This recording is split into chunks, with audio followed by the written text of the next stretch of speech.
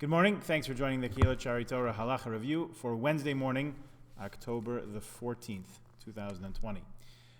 We've been talking about proper preparations for davening, getting oneself ready for tefillah, for prayers.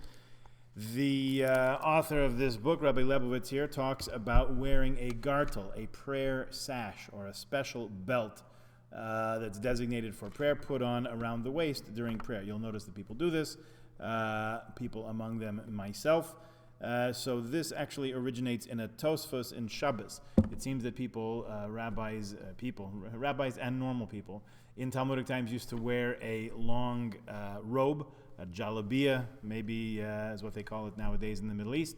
A long robe, that was the article of clothing. And we are, according to this explanation in Tosfos, according to the explaining the Gemara there in Shabbos, one should prepare oneself for davening by maintaining a distinction between the upper parts of one's body and the lower parts of one's body, intellect, emotion, and so on, as contrasted with what's seen as more base drives in the person. So since there was no separation, when you're wearing a long flowing robe, it just goes from head to toe, in sort of a straight line. So they would put some kind of a sash, a gartel, a belt, some kind of a waist encircling garment that would make that distinction while they were davening. So he says, today our garments are tightly fitted. In other words, men wear a pair of pants that has a waistband on it, even has a belt already.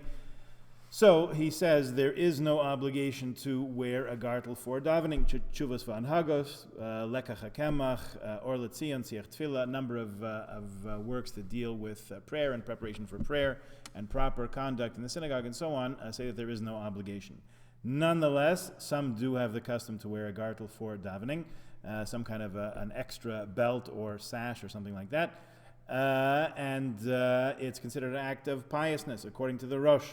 According to Shulchan Aruch, according to Mishnah Brur, Aruch HaShulchan, Kaf HaChaim, and numerous others, to put on this extra garment, as we said in the past, to prepare oneself for davening by doing a number of things. You could wash your hands, you could don an extra garment, and so on. So this gartel, this waistband extra sash that's put on in preparation for davening certainly fulfills that idea. Although the mitzvah of wearing a gartel is only for tefillah, now he says it's a mitzvah, it's actually not, it's a custom, we find that people do put it on for other mitzvot as well, for example, Birkat Hamazon. Okay, so one who has the custom to wear a gartel and finds himself without one may daven without it. In other words, it's not a neder, so much so that a person can't fulfill it by wearing just by the waistband on one's pants or a belt or whatever it is. And certainly, he cautions a person should not worry about missing davening with a tzibur. In other words, there's a minyan davening, but he doesn't want to daven with the minyan because he doesn't have his gartel on. Well, that's silly. First of all, you should take a gartel wherever you go. You never know. Second of all, you could ask around. Maybe somebody has one to lend. But davening with a tzibur, with a kehillah, davening with a minyan, takes precedence over whether or not you have a gartel with you. So that should be the priority. Okay? Talk more about some of these things tomorrow. Please join us then. In the meantime, have a good day.